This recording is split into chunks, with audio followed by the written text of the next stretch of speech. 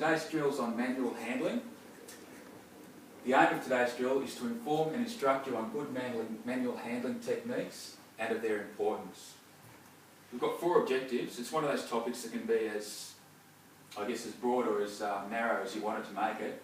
We're going to keep our objectives to 4. The first is to know the main 4 postural considerations. Secondly is to demonstrate remedial exercises for poor posture.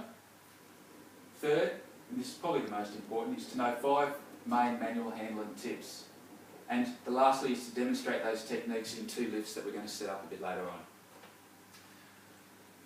We've got 3 main parts to this presentation. The first is just a factual presentation where we're just going to identify what a manual task is, what a hazardous manual task is, and we're going to be able to recognise certain situations in our day-to-day work where we can sense that this task might be a hazardous one.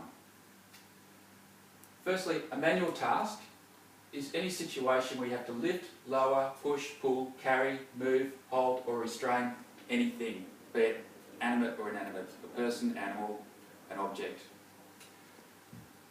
When a manual task becomes hazardous is when any one of these factors is applied to that manual task. The first would be force, say excessive force. Repetition, where you're doing something over and over again.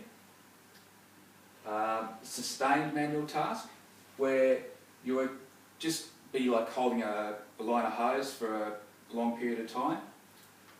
Or when you're in an awkward posture, that's also one of those hazardous manual tasks. Thirdly is an exposure to vibration.